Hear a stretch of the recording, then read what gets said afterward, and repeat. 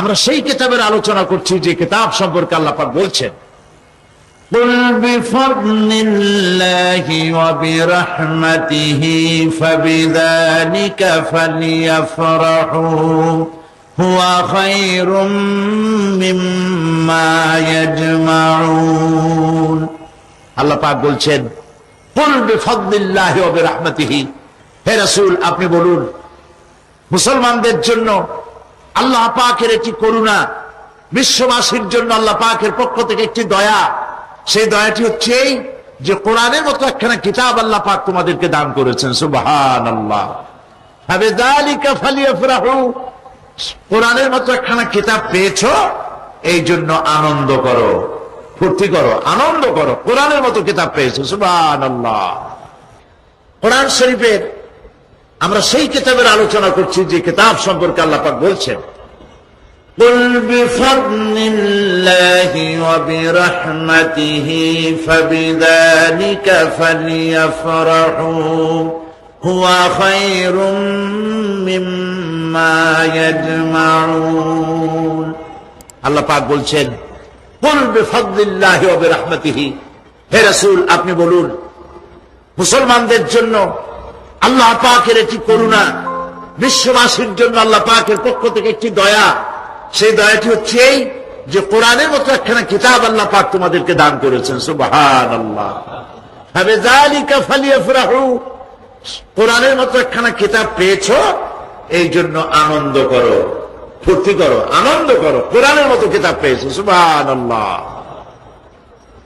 হুয়া খায়রুম মিম্মা ইয়াজমাউন, আর এ হচ্ছে সারা পৃথিবীর সমস্ত মানুষ যা কিছু অ্যাচিভ করেছে, সারা পৃথিবীর মানুষ যা কিছু অর্জন করেছে, কোরআন তার থেকে উত্তম। বোঝেন নাই কথা? বুঝলে সুবহানাল্লাহ বলতে পারতেন না, এখন বলে আর ওই সুবিধা হবে না। বুঝে বললে যে মহব্বতটা হয় ওইটা হয় না আর কি। আল্লাহ কি বলছেন শোনেন, আল্লাহ পাক বলছেন হুয়া খায়রুম মিম্মা ইয়াজমাউন, পৃথিবীর সমস্ত মানুষ যা অর্জন করেছে, মানুষেরা কি অর্জন করেছে? মানুষেরা অর্জন করেছে সোনার খনি, লোহার খনি, কয়লার খনি, রূপার খনি, হীরার খনি, ইন্ডাস্ট্রি, এমপি, মন্ত্রী, প্রেসিডেন্ট, জায়গা জমি, বাড়ি গাড়ি, পৃথিবীর সমস্ত মানুষ জাগতিক যা কিছু অর্জন করেছে, পৃথিবীর সমস্ত মানুষ, কোরআন তার থেকে উত্তম। সেই কিতাব আমাদের কাছে এসেছে, আমি ওই কিতাব থেকে আপনাদের সামনে আলোচনা করার আশা রাখি, তবে আমি তো কিছুই বলতে পারবো না। সুবহানাকা লা ইলমা লানা ইল্লা মা আল্লামতানা আলাইহি তাওয়াক্কালতু ওয়া ইলাইহি উনীব। আল্লাহ পাক যদি দয়া করে, মানুষেরা বড় আশা করে আসে কোরআন শোনার জন্য, আল্লাহ মরা গাছ দিয়ে ফুল ফুটাইতে পারেন, মরুভূমিতে পানির প্রস্রবণ ঘটিয়ে দিতে পারেন, জিন্দাকে মৃত্যু করতে পারেন, মৃত্যুকে জিন্দা করতে পারেন।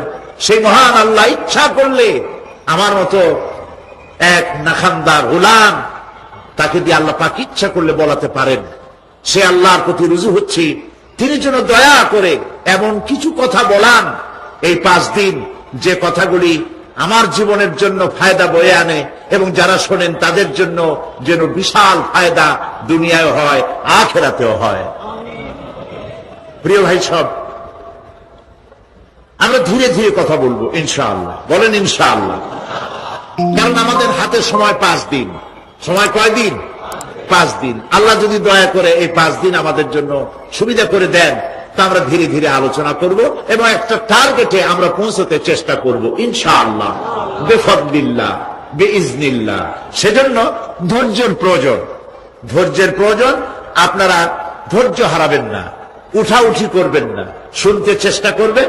যতক্ষণ পর্যন্ত আল্লাহ পাক শুনান, বলান, ততক্ষণ পর্যন্ত শুনতে থাকুন, ফায়দা হবে। এই পৃথিবীতে মানুষগুলো ছিল অসভ্য, ছিল চোর, ডাকাত, জেনাকার, বদমাশ, ছিল সন্ত্রাসী, ছিল নানা ধরনের অপরাধে লিপ্ত। আল্লাহ পাক এই মানব মণ্ডলীকে, বিশ্বের মানব গোষ্ঠীকে সৃষ্টি করেছিলেন তার জান্নাতে ফিরায় নেওয়ার জন্য, জাহান্নামে দেওয়ার জন্য নয়। এই মানব গোষ্ঠীকে আল্লাহ পাক পয়গম্বর পাঠালেন, আর পয়গম্বরদের কাছে আসমানের কিতাব দিলেন। কিতাব দিয়ে আর নবীদের মতো শ্রেষ্ঠ চরিত্রের, শ্রেষ্ঠ মানের লোকদের দিয়ে মানুষদেরকে হেদায়েতের কথা শোনালেন। নবী করিম সাল্লাল্লাহু আলাইহি সাল্লাম আজ থেকে ১৫০০ বছর আগে তিনি মানুষের সামনে এটি পেশ করলেন যে এই পৃথিবীর শেষ কথা নয়, আর একটা জায়গা আছে যেই জায়গায় এই পৃথিবীর সব কাজের হিসাব দিতে হবে, সেই জায়গাটায় আমাদের সকলকে উঠতে হবে। নবী করিম সাল্লাল্লাহু আলাইহি সাল্লাম মানুষকে পরকালের জ্ঞান দিয়েছিলেন, মানুষকে আখিরাতের জবাবদিহিতার কথা বলেছিলেন। জবাবদিহিতা শুধু গভর্নমেন্টের কাছে না, শুধু ঊর্ধ্বতন কর্মকর্তার কাছে না, ট্রান্সপারেন্সি, স্বচ্ছতা, জবাবদিহিতা শুধু ঊর্ধ্বতন কর্মচারী বা কর্মকর্তার কাছে নয়, সব থেকে বড় জবাবদিহিতা হবে কার কাছে? জোরে বলেন, কার কাছে? সে আল্লাহ পাকের কাছে জবাবদিহি করতে হবে প্রত্যেকটি কাজের, প্রত্যেকটি কথার। এই কথাগুলি কোরআনে কারিমে আল্লাহ পাক বিধৃত করেছেন। পরকালের উপরে আল্লাহ যত কথা বলেছেন, পরকালের উপরে ভিত্তি করে, আখিরাতের উপরে ভিত্তি করে আল্লাহ রাব্বুল আলামিন যত কথা বলেছেন, মওতের কথা, কবরের কথা, হাসরের কথা, সিরাতের কথা, মিজানের কথা, জাহান্নামের কথা, জান্নাতের কথা, বিচারের কথা, পরকাল কেন্দ্রিক যত কথা আল্লাহ পাক কোরআন শরীফে বলেছেন, সব কথাগুলি যদি এক জায়গায় করা যায়, গোটা কোরআন শরীফের 10 পারার সমান হয়ে যাবে। সম্ভবত কোরআনে কারিমের এমন কোন রুকু, এমন কোন পাতা নাই যেখানে আকারে, ইঙ্গিতে পরকালের জবাবদিহিতা সম্পর্কে একেবারে কিছু বলা হয়নি। এই পরকাল কেন্দ্রিক কথাগুলির কারণেই সেই জামানার চোর, ডাকাত, ছিনতাইকারী, ধর্ষণকারী সব হেদায়েত হয়ে গিয়েছিল, আর মানুষগুলি পৃথিবীর সর্বশ্রেষ্ঠ সম্মানিত জাতিতে পরিণত হয়ে গেছিল। ঠিক কিনা বলেন? সত্য কিনা বলেন? আজ আমার দেশে ক্লিন হার্ট অপারেশন হচ্ছে, ঠিক না? গোটা বাংলাদেশ এখন অপারেশন থিয়েটার, আর সন্ত্রাসীরা হচ্ছে রুগী। এদের অপারেশন হচ্ছে হার্ট ক্লিন করার জন্য। এই অপারেশন ক্লিন হার্ট দিয়ে বিশ্বাস করুন 100% সন্ত্রাস এবং দুর্নীতি বন্ধ হবে না। মিয়া বিল মিয়া, 100তে 100 ভাগ সন্ত্রাস এর দ্বারা বন্ধ হবে না। সন্ত্রাস বন্ধ করতে হলে নৈতিকতার সৃষ্টি করতে হবে, আর নৈতিকতার সৃষ্টি কোরআন ছাড়া আর কিছুতেই করতে পারে না। আমার শিক্ষাঙ্গনে, কলেজ, বিশ্ববিদ্যালয়, হাই স্কুলগুলিতে যে ধরনের মানুষ আজ তৈরি হচ্ছে, আপনারা কি লক্ষ্য করেছেন কি মানুষ হচ্ছে? দেখুন নবীজি কি বলেছেন। আল্লাহর নবী বলেন, ইন্নাল্লাযী লাইসা ফী জাওফিহি শাইউন মিনাল কুরআনি কাল বাইতিল খারিব। যেই স্মৃতির ভিতরে, যেই দেহের ভিতরে কোরআন নাই, ওই দেহটা একটা বিরান বাড়ির মতো, একটা পোড়ো বাড়ির মতো। যে বাড়িতে মানুষ থাকে না, এটাকে বিরান বাড়ি বলে। তো যেখানে মানুষ থাকে না, এটা একটা বাড়ি কিন্তু মানুষ নাই, এই বাড়িতে কি থাকে বলেন তো? বলেন। এই কথার জবাবে প্রায় লোকেরা বলে যে ভূত থাকে। আপনারা এই বিষয়ে একেবারে নিশ্চিন্ত হন, পৃথিবীতে ভূত আর পেতনি বলে কিছু নেই। খামোখাই আপনারা ভয় পান, ভূত পেতনি নেই। যে ঘরে মানুষ নাই সেখানে চামচিকা থাকে, সেখানে বিচ্ছু থাকে, সাপ থাকে, সেখানে এই ধরনের সরীসৃপ এগুলি থাকে। এখন যেখানে যেই দেহের মধ্যে কোরআন নাই, সেই দেহটা বিরান বাড়ির মতো। আমাদের শিক্ষাঙ্গনগুলিতে এক সময় এর মনোগ্রামগুলিতে লেখা ছিল, ইকরা বিস্মি রাব্বিকাল্লাযী খালাক, লেখা ছিল রব্বি জিদনি ইলমা, লেখা ছিল না? ছিল। 1972 সালে যারা ক্ষমতায় এলেন, তারা এসে আল্লাহর কোরআনের আয়াত দুটি তুলে ফেলে দিলেন। এটি কি মিথ্যে আনা সত্য? এখন কোরআনে কারীম এমনিতে ওখানে পড়ানো হয় না, পরীক্ষায় পাশ করার জন্য 2-4টা আয়াত 2-4টা হাদিস, আর তো কিছু নাই। একথা সত্য কিনা? মনোগ্রাম ছিল, কোরআনের আয়াত লেখা ছিল, এই কোরআনের আয়াত তুলে দেওয়া হলো। এখন কোরআন নাই। কোরআন নাই কি আছে? যেই দেহের ভিতরে কোরআন নাই, যে স্মৃতিতে কোরআন নাই, সেটা বিরান বাড়ির মতো। বিরান বাড়িতে বিশ্ব থাকে, সাপ থাকে, কুইসা থাকে, সেখানে হিংস্র প্রাণী থাকে। যেখানে যে শিক্ষাঙ্গনগুলিতে কোরআন নাই, সেই শিক্ষাঙ্গনিতে ওই সব জিনিস থাকে যা বিরান বাড়িতে থাকে। কথা বুঝতে পেরেছেন? ফলে আমাদের শিক্ষাঙ্গনগুলি থেকে চাঁদাবাজ, মাস্তান, গুন্ডা, ধর্ষণকারী ইত্যাদি সাপ্লাই হচ্ছে, তবে সব না। একটা উল্লেখযোগ্য অংশ খারাপ হয়ে যাচ্ছে। এটা ঠিক কিনা বলেন?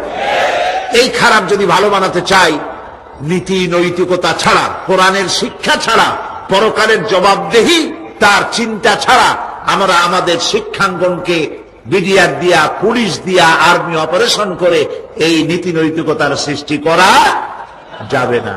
মানুষ ওজনে কম দেয়, খাদ্যে ভেজাল দেয়, জমিনের আইল ঠারে, বউকে পর্দায় রাখে না, মিথ্যা কথা বলে, ওয়াদা খেলাপ করে, প্রতারণা করে। এই সব জিনিস আপনি বন্ধ করতে পারবেন না। ক্লিন হার্ট তো ভালো, এর থেকেও বড় কোন অপারেশন যদি থাকে, সে অপারেশন করেও মানব গোষ্ঠীকে ভালো বানানো যাবে না। একটি জিনিসই মানুষকে ভালো করতে পারে, সেটা হলো আল্লাহর কাছে কিয়ামতের দিন জবাবদেহিতা। এই জবাবদেহিতার উপরে ভিত্তি করেই আমি আপনাদের সামনে কথা বলতে চাই। যদি আল্লাহ পাক আমাদেরকে তৌফিক দান করেন, আমরা বলি আমিন। নবী করিম সাল্লাল্লাহু আলাইহি ওয়াসাল্লাম তার নবুয়তের শুরুতে তিনি 3টি বিষয় মানুষকে দাওয়াত দিয়েছেন। এর একটি হলো তাওহীদ, একটি হলো রিসালাত, আর একটি হলো আখিরাত। তাওহীদ বলতে তিনি বুঝাইছেন সার্বভৌমত্বের মালিকানায় আল্লাহর সাথে কোনো শরীক নাই। কথা বুঝতে পেরেছেন? সার্বভৌমত্ব, ক্ষমতা এবং তার কর্তৃত্বে আল্লাহর সাথে কোনো শরীক নাই। এই কথা বিশ্বাস করার কোন উপায় নাই যে সকল ক্ষমতার উৎস জনগণ। এই কথা বলা এবং বিশ্বাস করা মুসলমানদের কোনো সুযোগ নাই। সকল ক্ষমতার কর্তৃত্বে কেবলমাত্র, একমাত্র, শুধুমাত্র মালিককে। আল্লাহ পাক বলেছেন আন্নাল কুওয়াতা লিল্লাহি জামিআ, সমস্ত ক্ষমতার উৎস কেবলমাত্র কে? আল্লাহ পাক। এটি হলো নবী করিম সাল্লাল্লাহু আলাইহি ওয়াসাল্লামের প্রথম দাওয়াত। দ্বিতীয় দাওয়াত হলো নবী করিম সাল্লাল্লাহু আলাইহি ওয়াসাল্লাম বলেছেন আমি হচ্ছে আল্লাহর রাসূল, আল্লাহর রাসূল হিসেবে আমাকে প্রেরণ করেছেন। 3 নম্বরের দাওয়াত ছিল এই যে এই দুনিয়া এরকম থাকবে না, এই দুনিয়া ধ্বংস হবে এবং আমরাও একদিন মরে যাব। মরার পরে মাটিতে মিশে যাব, গলে যাব। এরপরে আবার আল্লাহ পাক আমাদেরকে উঠাবেন এবং কিয়ামতে আল্লাহর কাছে আমাদেরকে জবাবদিহি করতে হবে। এই 3টি বিষয় নবী করিম সাল্লাল্লাহু আলাইহি ওয়াসাল্লাম মক্কি জিন্দেগিতে মানুষের সামনে এই দাওয়াত পেশ করেছেন এবং কোরআনে কারীমও এই কথাগুলি এইভাবেই নাজিল হয়েছে। কাফেরেরা 3টি জিনিসের প্রথম জিনিসের সাথে তারা দ্বিমত খুব একটা করতে পারে নাই। তারাও জানতো যে আল্লাহ এক আছেন। তাদের যে দেবতাগুলি ছিল এ সম্পর্কে তাদের ধারণা ছিল যে দেবতাগুলিও ওই আল্লাহ তৈরি করা, তবে আল্লাহর কাজের এরা হলো অংশীদার। যেরকম গভর্নমেন্টের একজন প্রধানমন্ত্রী থাকে আর একজন প্রেসিডেন্ট থাকে, আর বিভিন্ন বিভাগে মন্ত্রীরা থাকে, আল্লাহর ওইভাবে রাষ্ট্র, আল্লাহ বা ভগবান বা গড, তারও এই বিশ্ব এগুলিকে পরিচালনা করার জন্য বিভিন্ন মন্ত্রণালয় আছে, আর ওই সব মন্ত্রণালয়গুলিতে আমাদের দেবতাগুলিকে এইভাবে শরীক করে রাখা তিনি রেখেছেন। এটা হলো তাদের ধারণা। 2 নম্বরে নবী করিম সাল্লাল্লাহু আলাইহি ওয়াসাল্লামের রিসালাত সম্পর্কে তাদের এ ব্যাপারে তারা একমত হতে পারে নাই, কিন্তু নবী করিম সাল্লাল্লাহু আলাইহি ওয়াসাল্লাম মিথ্যা কথা বলেছেন নাউজুবিল্লাহ, এটা তারা ধারণা করতে পারত না। কারণ 40টি বছর পর্যন্ত একটি মিথ্যে কথা তিনি বলেন নাই। সুবহানাল্লাহ বলেন। নবুয়তের আগ পর্যন্ত কোন মিথ্যে কথা তার কাছ থেকে লোকেরা শোনে নাই। সুবহানাল্লাহ। সারা জীবনেও তিনি কোনো মিথ্যে কথা বলেন নাই। তৃতীয় যে বিষয়টি এই বিষয় ছিল তাদের মারাত্মক প্রশ্ন। সেটাই আপনাদের সামনে আমি বলবো ইনশাআল্লাহ। তবে স্রষ্টা সম্পর্কে, আল্লাহ সম্পর্কে তাদের ধারণা ছিল এই। আল্লাহ পাক কোরআনে কারিমে বলছেন, وَلَئِنْ سَأَلْتَهُمْ مَنْ خَلَقَ السَّمَاوَاتِ وَالْأَرْضَ لَيَقُولُنَّ خَلَقَهُنَّ الْعَزِيزُ الْعَلِيمُ। তাদেরকে যদি প্রশ্ন করা হয় কে আকাশ সৃষ্টি করেছে, কে জমিন সৃষ্টি করেছে, তাহলে তারা বলবে, এবং তোমাদেরকে কে সৃষ্টি করেছে, তার জবাবে তারা বলবে পরাক্রমশালী আল্লাহ রব্বুল আলামিন, তিনি সৃষ্টি করেছেন। ফেরাউনও কিন্তু কোনদিন বলে নাই যে আকাশ আর জমিন আমি সৃষ্টি করেছি। নমরুদও কোনদিন বলেনি আকাশ আর জমিন আমি সৃষ্টি করেছি। কেউ নিজেকে স্রষ্টা বলে কেউ দাবি করেনি। এইভাবে করে আল্লাহ পাক বলছেন, তাদেরকে যদি এই প্রশ্ন করা হয়, وَلَئِنْ سَأَلْتَهُمْ مَنْ نَزَّلَ مِنَ السَّمَاءِ مَاءً فَأَحْيَا بِهِ الْأَرْضَ مِنْ بَعْدِ مَوْتِهَا لَيَقُولُنَّ اللَّهُ। আল্লাহ পাক বলেন, তাদেরকে যদি প্রশ্ন করা হয় আকাশ থেকে কে পানি বর্ষণ করছে এবং এই পানি দিয়ে মৃত্যু জমিনকে কে জিন্দা করে দিল, এই প্রশ্ন যদি করা হয়, তারা বলবে আল্লাহ। কি জবাব দেবে বলুন? আকাশ থেকে পানি বর্ষণ কে করে? জমিন, এই মরা জমিনকে আকাশের পানি দিয়ে, বৃষ্টির পানি দিয়ে জমিনটাকে সিক্ত করে দিয়ে ফসল উৎপাদনের ব্যবস্থা কে করে দেন? কাফেরেরা এটাকে অস্বীকার করত না। এরপরে যদি তাদের জিজ্ঞেস করা হতো, وَلَئِنْ سَأَلْتَهُمْ مَنْ خَلَقَهُمْ لَيَقُولُنَّ اللَّهُ। যদি প্রশ্ন করা হতো তোমাদেরকে কে সৃষ্টি করেছে, তার জবাবেও তারা বলতো আল্লাহ।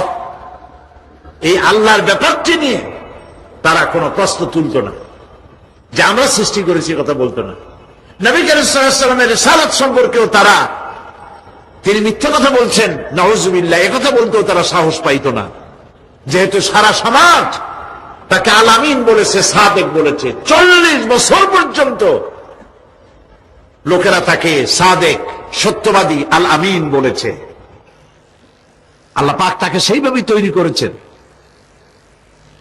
যে বিষয়টি নিয়ে তাদের মধ্যে সব থেকে চিন্তা ছিল, যেটা নিয়ে তারা সব থেকে বেশি গবেষণা করত, সেটি হলো নবী করিম সাল্লাল্লাহু আলাইহি ওয়াসাল্লাম যখনই বলেছিলেন যে পরকাল আছে, আখিরাত আছে, এইটা নিয়ে তাদের মাথায় যন্ত্রণা সৃষ্টি হলো। হাটে মাঠে ঘাটে তারা যেখানেই যেত, খালি তারা আলোচনা করত, শুনছো কথা, আমরা নাকি মরে যাব, তারপরে নাকি আমাদেরকে আল্লাহ পাক কিয়ামতে উঠাবেন, এবং সেইখানে নাকি আমাদের সমস্ত কিছু জিজ্ঞাসা করা হবে, ওইখানে নাকি সব কথার জবাব দেওয়া লাগবে। এমন কথা বাপের কাছেও শুনি নাই, দাদার কাছেও শুনি নাই, কি সব আজে বাজে কথা এখন আমরা শুনতেছি। এই জাতীয় তারা ঠাট্টা বিদ্রুপ ইত্যাদি করত। ঠিক এই ধরনের একটি প্রেক্ষাপটে আল্লাহ পাক সূরা নাবা অবতীর্ণ করলেন। শয়তানের ওয়াসওয়াসা থেকে পানা চাই, পরম করুণাময় আল্লাহ রাব্বুল আলামিনের নামে শুরু করছি। عَمَّ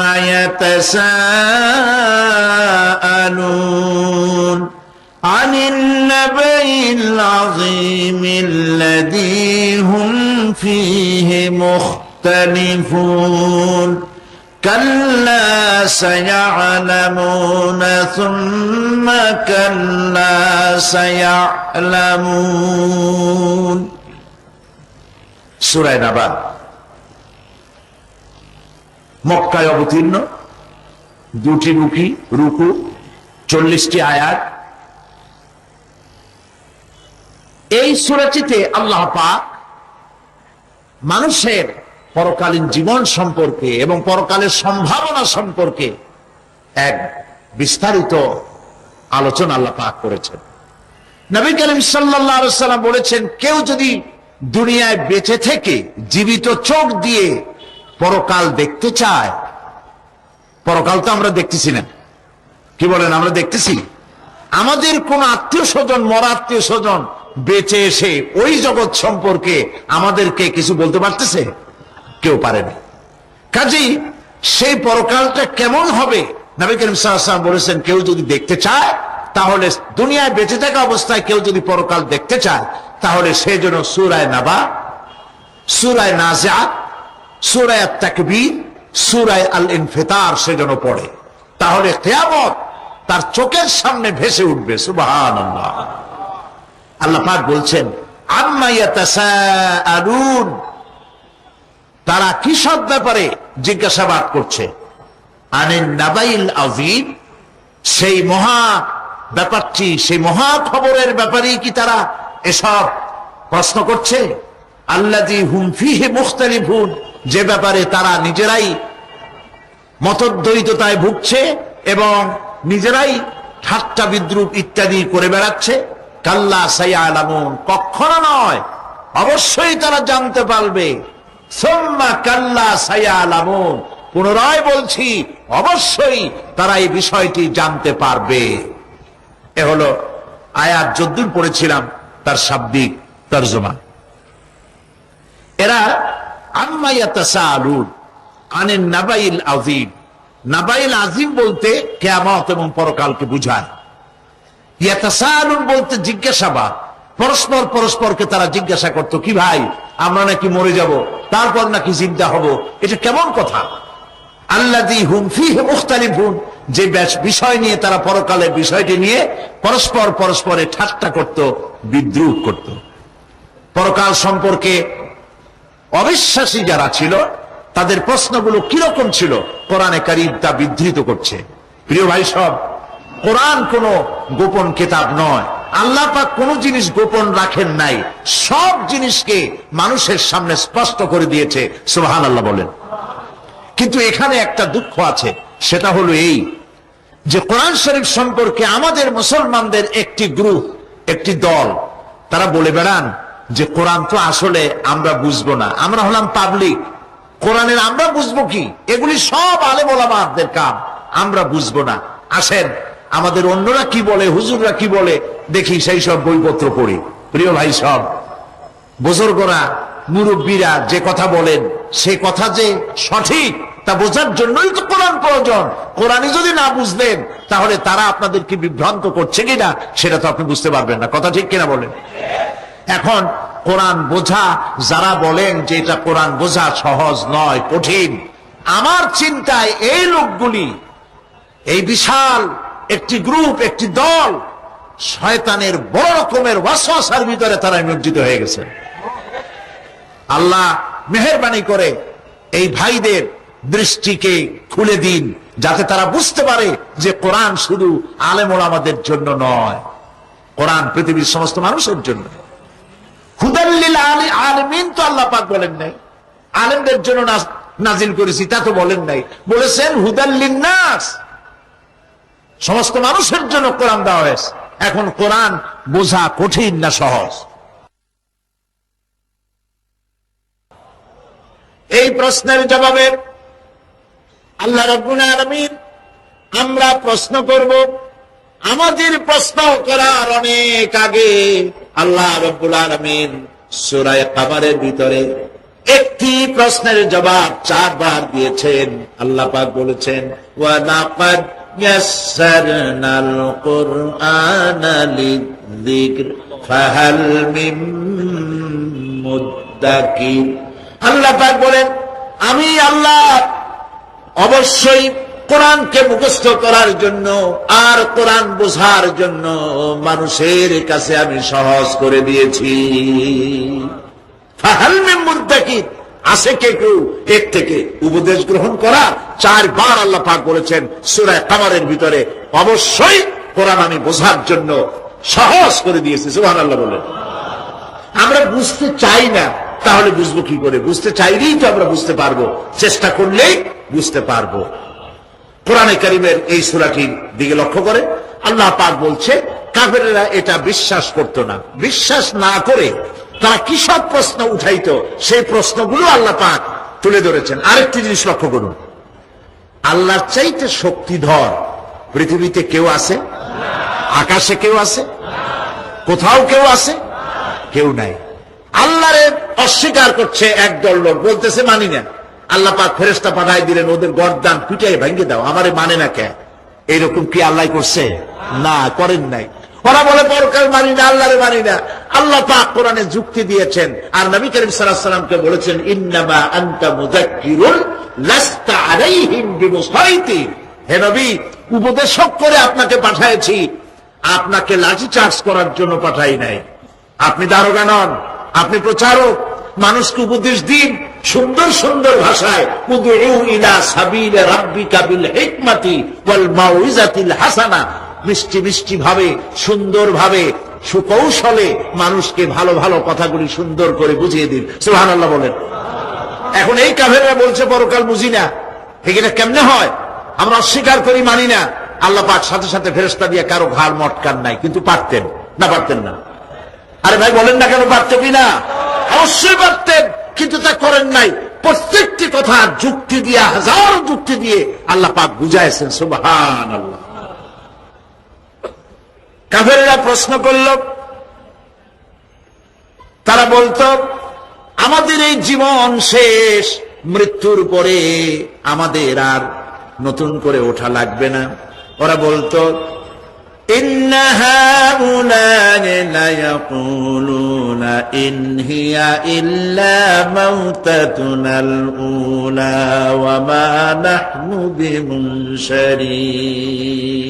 তারা বলতো এই জীবনটাই আমাদের শেষ, এইখানে আমরা মৃত্যু ছাড়া, আমাদের এই জীবন ছাড়া আর কিছুই নাই, আর আমাদেরকে পুনরুত্থিত করা হবে না। পরিষ্কার তারা বলতো যে আমাদেরকে পুনরুত্থিত করা হবে না। এরপরে তারা আরো বলতো মা নাদরি মাসসাআতু ওয়ান নাযুন্নু ইল্লা যান্না ওয়া মা নাহনু বিমুস্তাইকিনিন। ওরা বলতো কিয়ামত কি জিনিস তা আমরা জানি না, আমরা বুঝি না, আমরা শুধু অনুমান করি মাত্র, আর আমাদের বিশ্বাস হলো আমাদেরকে কখনোই উঠানো হবে না, পুনরুত্থিত আমরা হব না। প্রিয় ভাই সব, এইভাবে তারা পরকালকে অস্বীকার করার কথাগুলি তারা বলতো। কাফেরেরা প্রশ্ন তুলতো, আমরা আর আমাদের মৃত্যুর পরে আর আমাদেরকে জিন্দা করা হবে না। আখিরাতের জীবন সম্পর্কে কাফেরেরা আরো বলতো ওয়াকালু আইযা কুন্না ইযামান ওয়া রুফাতান আইন্না লামাবউসুনা খালকান জাদীদা। তারা বলতো যে আমরা মরে যাওয়ার পর আমাদের গোশতগুলি মিশে যাবে, হাড্ডি গুড্ডিগুলি পচে যাবে, এরপরে আমাদেরকে নতুন করে চিন্তা করা হবে। এটা মাথার মধ্যে ঢোকে না, কি আশ্চর্য ধরনের কথাটা হবে কি করে? কাফের বেঈমানেরা আরো নানা ধরনের প্রশ্ন তারা করত। তারা বলতো আইযা মিতনা ওয়া কুন্না তুরাবান যালিকা রাজউন বাঈদ। আমরা মাটিতে মিশে যাব, তারপরেও কি আমাদেরকে চিন্তা করা হবে? আমাদেরকে আবার উঠানো হবে? এটা তো বুদ্ধির, এটা চিন্তার বাইরের কথা, এটা তো মানতে পারি না। আসলে কাফেরদের এই বক্তব্য অনুযায়ী পরকালের জীবন বুদ্ধি বহির্ভূত নয়।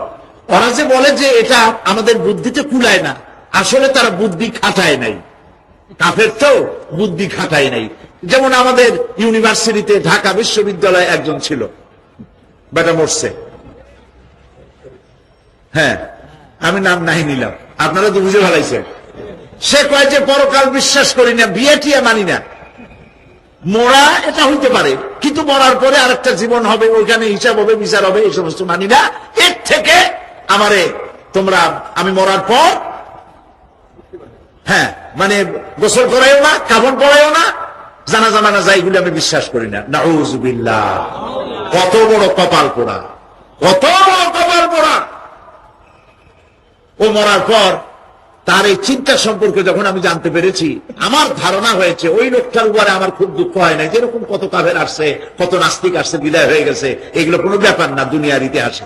সব থেকে বড় ব্যাপার হলো এই লোকটি বাংলা বিভাগে বছরের পর বছর, যুগের পর যুগ শিক্ষকতা করেছে ঢাকা বিশ্ববিদ্যালয়ে। সে কত সোনার টুকরা ছেলেকে কয়লার খড়ি বানায় দিয়েছে। এই জন্য বিশ্ববিদ্যালয়ে যারা চাকরি করে সরকারের দেখা উচিত তাদেরকে চাকরি, সেখানে শিক্ষকতা করার জন্য কাদেরকে নিয়োগ করা হচ্ছে, তারা নামাজি কিনা, তারা পরিষ্কার কিনা, তারা জেনাকার কিনা, তারা মদ খায় কিনা, তারা শয়তানি করে কিনা, দেখে শুনে ভালো মানুষ দেওয়া উচিত। মরে গেল, তারপরে তাকে রাখা হলো ডায়াবেটিক সেন্টারের মারিচুয়ারি ডিপ ফ্রিজের মধ্যে। তিনি বলে গেলেন, আমি মরার পর আমাকে মেডিকেল কলেজে পাঠায় দিও, তারা আমারে কাটা ছেঁড়া করিয়া তারপরে অপারেশন শিখবে। তো তার নসিহত অনুযায়ী তাই করা হলো, ওসিয়ত অনুযায়ী। যখন মেডিকেল কলেজের ছেলেরা টের পেল যে ওই নাস্তিকরে আনতেছে মেডিকেল কলেজে অপারেশন করে আমাদের শেখাবার জন্য, তারা বললো আল্লাহর হস্তে মাপ চাই, এই শয়তানের এদিকে আনবেন না। কারণ সারা জীবন সে আল্লাহরে মানে অস্বীকার করেছে। পরে কাটা ছিঁড়া করে আমরা যদি কিছু শিখি তো তাই দিয়ে যে রুগী ভালো হবে অপারেশন করলে সেটাও করবে। সুতরাং মাপ চাই, ফিরাও। ফিরাইয়া এখন ওইটার কি অবস্থা হয়েছে আমি জানি না, লেটেস্ট নিউজ জানি না কোথায় আছে। যদি এখন কবর তো কপালে হইল না, এখন যদি রাস্তাও ফালায় দেয় আমাদের দেশে কুত্তাও খাবে না। কারণ কুত্তাগুলি আমাদের দেশে এত অভদ্র না যে এত পচা বাসি লাশ খাবে, ওদেরও একটা রুচি টুচি আছে। প্রিয় ভাই সব, এদের চিন্তা, এদের বুদ্ধি হলো, এদের বুদ্ধি সীমিত বুদ্ধি। আর আল্লাহ কোরআনে বুদ্ধির কথা বলেন নাই, আল্লাহ বলেছেন জ্ঞানের কথা। আর ওরা হলো বুদ্ধিজীবী। ওরা কি জীবী কর? বুদ্ধিজীবী। আচ্ছা, আপনারা একটা প্রশ্নের জবাব দেন তো, দুনিয়ার সব থেকে বড় বুদ্ধিজীবী কেনা? মাশাআল্লাহ, আপনাদের ওয়াজ না শুনেইলেও হবে, আপনারা তো জানে ফেলেছেন সব। সব থেকে বড় বুদ্ধিজীবীর নাম হলো শয়তান। আর সব থেকে বড় জ্ঞানীর নাম হযরত আদম আলাইহিস সালাম। মানুষের মধ্যে সর্বপ্রথম আল্লাহ তাকে জ্ঞান দান করেছিলেন। সুবহানাল্লাহ।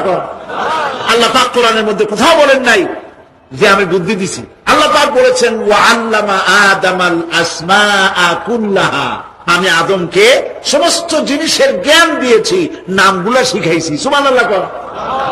ওয়ালাকাদ আতাইনা লুকমানাল হিকমা, আমি লোকমানকে জ্ঞান দান করেছি।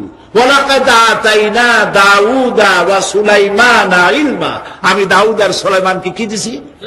বুদ্ধি দিছি। কি দিছি? জ্ঞান দান করেছি। ইব্রাহিম আলাইহিস সালাম বলেছেন, হে আমার আব্বা, হে আমার পিতা, আমার কাছে এমন জ্ঞান এসছে যে জ্ঞান আপনার কাছে নাই। ফাত্তাবিউনি আহদিকা সিরাতান সাবিয়্যা, আপনি আমার অনুসরণ করেন, আমি আপনাকে সোজা রাস্তায় উঠায় দেব। সুবহানাল্লাহ। আমার কাছে এমন ইলম আসছে। কোরআনে কারীমে আল্লাহ রাব্বুল আলামিন বুদ্ধি শেখো, আল্লাহর কাছে বুদ্ধি কামনা করো, এটা তিনি এক জায়গায় বলেন নাই। বলেছেন আমার কাছে দোয়া চাও, রব্বি জিদনি ইলমা। পড়েন সবাই, রব্বি জিদনি ইলমা। আবার বলেন, রব্বি জিদনি ইলমা। আয় আল্লাহ, তুমি আমার জ্ঞান বৃদ্ধি করে দাও। শয়তান ছিল বুদ্ধিজীবী, আদম আলাইহিস সালাম ছিলেন জ্ঞানী। শয়তান শুদ্ধা। আল্লাহ পাক যখন সকলকে বললেন উসজুদু লিআদামা, সবাই মিলে আদমরে সেজদা দাও, ফাসাজাদু, সবাই মিলে সেজদা করলো, ইল্লা মিস্টার ইবলিস সেজদা করলো না। আবা ওয়াস্তাকবারা ওয়া কানা মিনাল কাফিরিন, কপাল পুড়ল, জম্মের পোড়া। এখন ও যে বুদ্ধিজীবী, দুনিয়ার বড় বুদ্ধিজীবী, দেখেন অবস্থা। আল্লাহ পাক জিজ্ঞেস করলেন, ইবলিস রে, আমার হুকুমটা তুই মানলি না কেন? কোন জিনিস তোরে বাধা দিল আমার হুকুম অমান্য করতে? মানলি না কেন? ও তখন, ও তো বুদ্ধিজীবী, বুদ্ধির আশ্রয় নিয়েছে। সে বলছে, আল্লাহ পাক, এটা মানি নাই একটা বৈজ্ঞানিক কারণেই, একটি দার্শনিক কারণেই মানতে পারি নাই। কারণ হচ্ছে খালাকতানি মিন নার ওয়া খালাকতাহু মিন তিন, তারে বানাইছো মাটি দিয়া, আমারে বানাইছো আগুন দিয়া, আনা খায়রুম মিনহু, আমি ওর থেকে অনেক ভালো। নাউযুবিল্লাহ। কত বড় কপাল পোড়া। আগুনের গতি হলো ঊর্ধ্বমুখী, মাটির গতি নিম্নমুখী। ঊর্ধ্বগতি সম্পন্ন একটা জিনিসকে নিম্নমুখী জিনিসের সামনে মাথা নত করতে বলা তোমার একটা অবৈজ্ঞানিক অদার্শনিক হুকুম হয়ে গেছে। নাউযুবিল্লাহি মিন যালিক। আল্লাহ পাক বললেন ইন্নাকা রাজিম, মরদুদ, বিতাড়িত, সব আমল বরবাদ করে দিলাম। দেখেন, অপরাধ শয়তান করেছে, অপরাধ আদম আলাইহিস সালাম করেছে। একজন অপরাধ করে শয়তান হয়ে গেল, আর একজন অপরাধ করে আল্লাহর পয়গম্বর হয়ে গেলেন। সুবহানাল্লাহ বলবেন না কেন? কারণ হলো শয়তান বুদ্ধিজীবী, বুদ্ধির আশ্রয় নিল।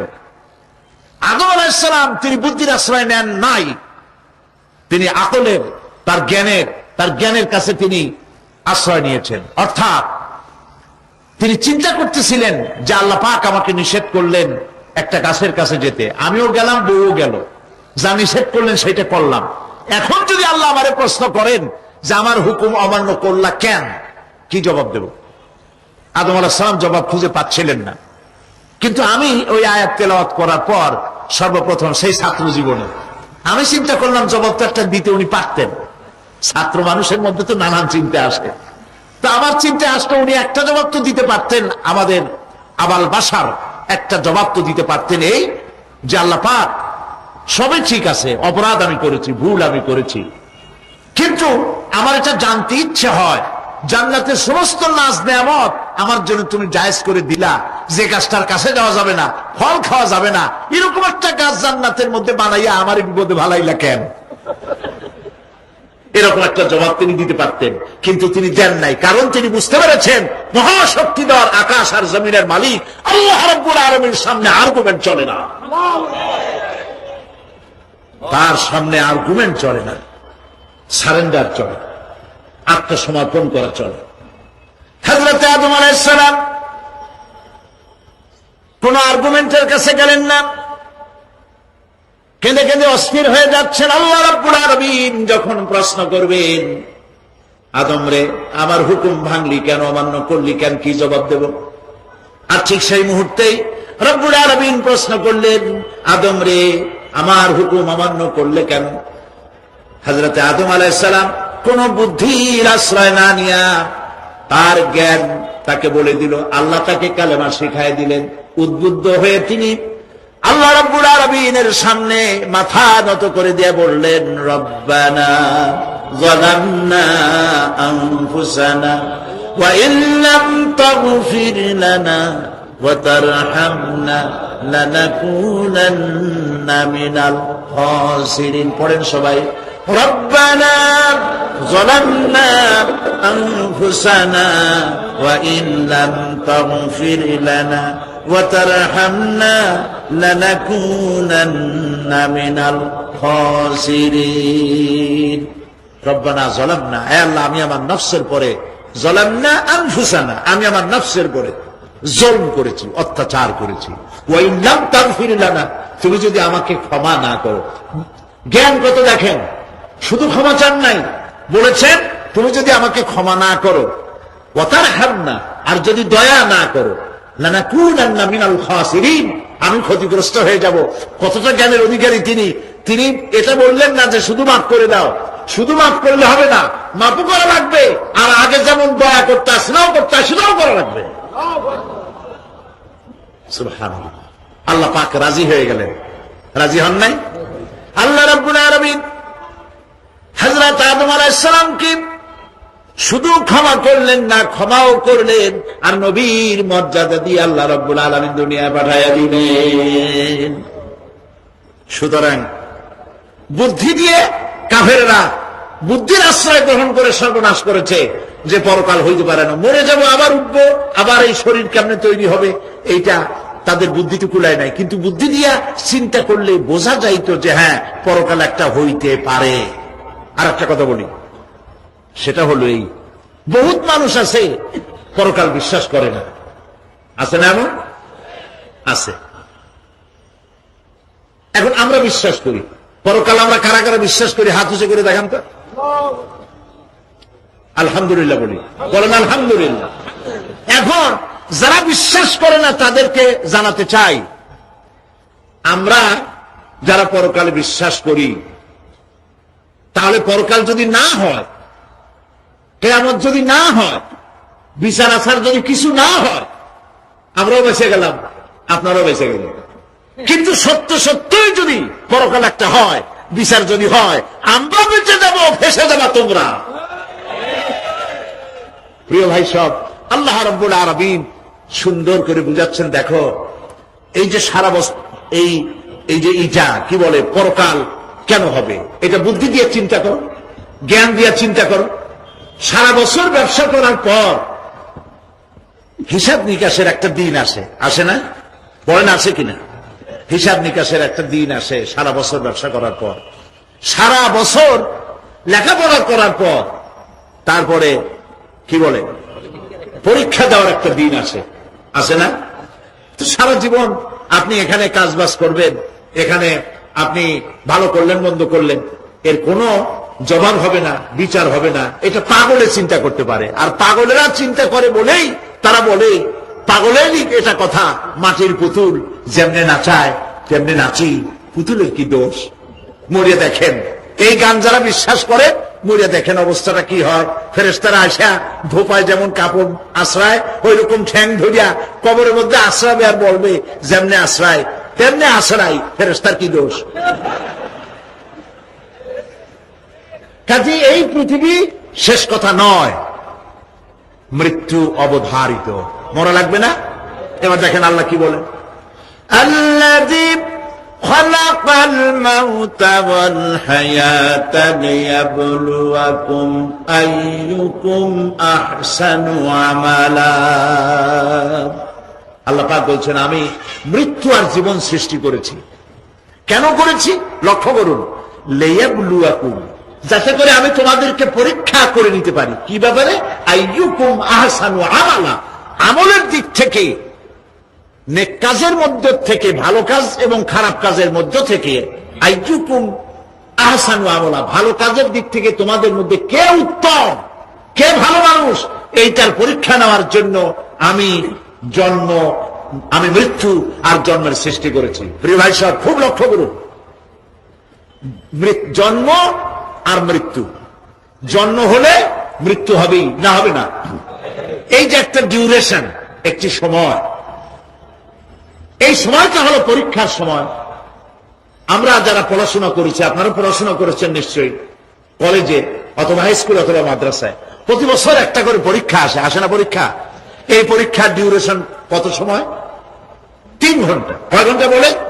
3 ঘন্টা। এই 3 ঘন্টা পরীক্ষা দিতে গিয়ে আপনারা কি কোন ছাত্রকে দেখেছেন যে প্রশ্নপত্র সামনে নিয়ে গল্প করতেছে, প্রশ্নপত্র সামনে নিয়ে তাস খেলে, জুয়া খেলে, আরেক দিকে তাকায় থাকে? প্রতিটি মুহূর্ত সে কাজে লাগাচ্ছে, প্রতি মুহূর্ত কাজে লাগাচ্ছে।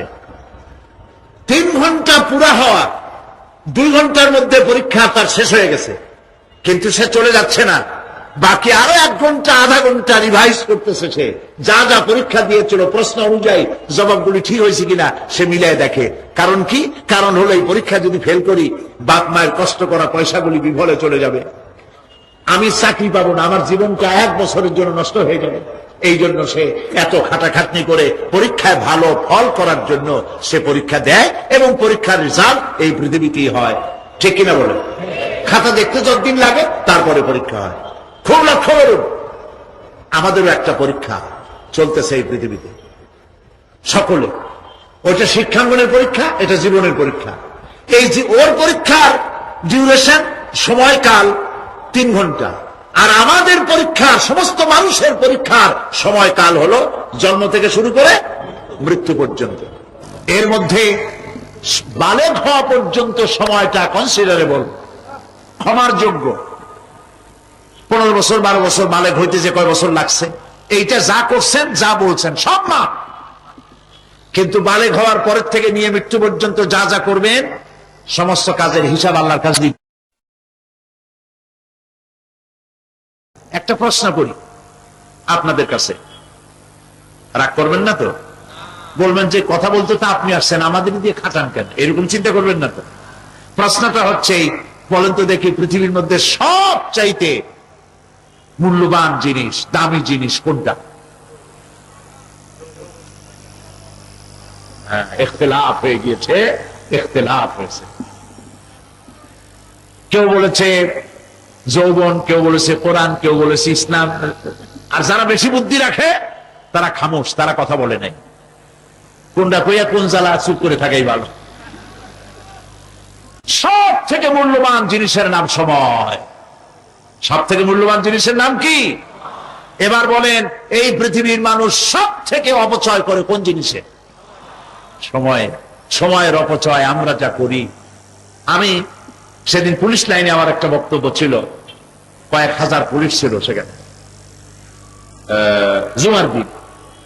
আমি বলছিলাম জুমার আগে তাদের সামনে, আজ আপনাদেরকে বলি, বাড়িতে আজকে রাত্রে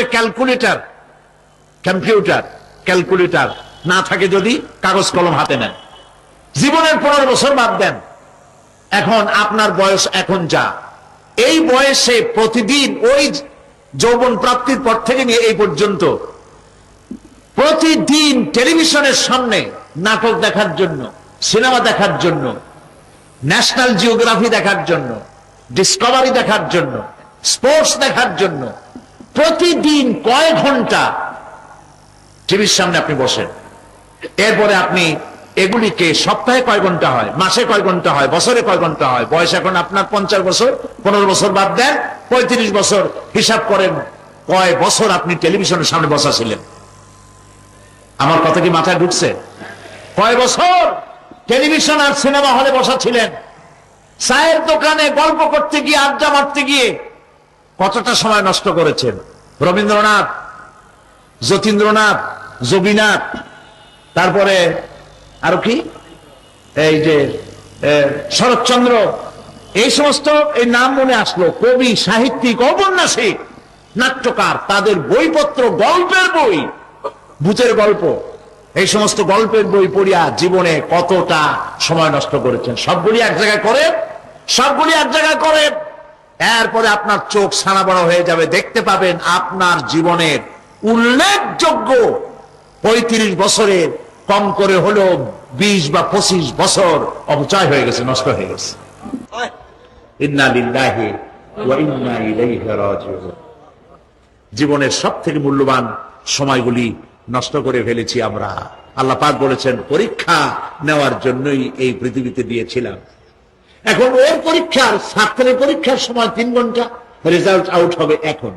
আর আপনার আমার পরীক্ষা মৃত্যুতে, জন্ম থেকে শুরু মৃত্যু পর্যন্ত, কিন্তু রেজাল্ট এখানে আউট হবে না। রেজাল্ট আউট হবে কোথায়? কিয়ামতের দিন। কোথায় হবে? হতেই হবে কিয়ামতের দিন। সেদিন এই পৃথিবীতে যারা ভালো কাজ করবে, ভালো কাজের জন্য আল্লাহ পুরস্কার দিবেন, আর মন্দ কাজ যারা করবে তাদের জন্য তিরস্কার তারা পাবেই।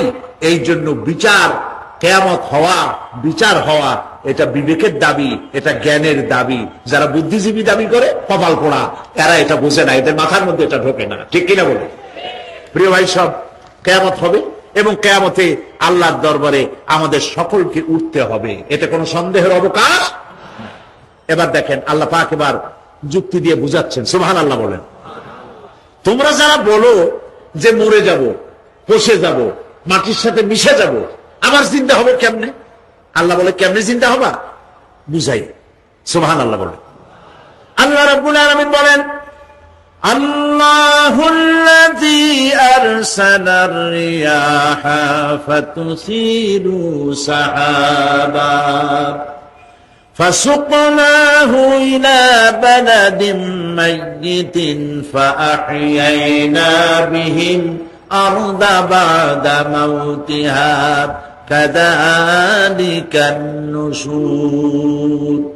আল্লাহ পাক বলেন, লক্ষ্য করে দেখো, সমুদ্রের লবণাক্ত পানিগুলি বাষ্পীয় আকারে মেঘমালায় পরিণত করে দেই, আর বাতাসকে হুকুম করি মেঘটাকে টেনে নিয়ে যাও অমুক জায়গায়। আল্লাহ যেখানে বৃষ্টি দিতে চান, বাতাস মেঘকে ঠেলে নিয়ে সেখানে নিয়ে আসে, বৃষ্টির পানিগুলি পড়ল। আল্লাহ পাক বলেন, আকাশের সেই বৃষ্টির পানি দিয়া মরা জমিনকে আমি জিন্দা করে দিলাম। ফাআহিয়ানা বিহিল আরদা বাদা মাউতিহা, এই মৃত্যু জমিনকে আমি জিন্দা করলাম। সেখানে তুমি বীজ বপন করলে, সেই বীজগুলি, বীজের মাথা ফাটাইয়া চারাগুলি কে বের করে দিল? মাটির আস্তরণ, মাটির আস্তরণের মধ্যে কদুর বিচি, লাউর বিচি। আপনারা কদু কর না লাউ বলেন? যেটাই হোক, বুঝলেই হইল। কদু অথবা লাউ একই কথা। অথবা যে কোনো শাক সবজি, উদ্ভিদ, এর চারা, এর বীজ মাটিতে দেওয়া হলো। মাটিটা ফেটে চারা যে পাতা দুটো বেরিয়ে আসলো, এই পাতা কি শক্ত না নরম? তাহলে মাটিটা ফাটাইয়া পাতা দুটো বাইর করে দিল কে? সুবহানাল্লাহ বলে। মরা জমিন থেকে, মরা জমিনে বৃষ্টির পানি দিয়ে জমিনটাকে জিন্দা করে তার ভিতর থেকে আমি এভাবে করে জিন্দা করি, উদ্ভিদগুলিকে জিন্দা করে দেই। ঠিক একইভাবে কাযালিকান নুশুর, এইভাবে করে কিয়ামতে তোমাদেরকে উঠানো হবে। সুবহানাল্লাহ। লাল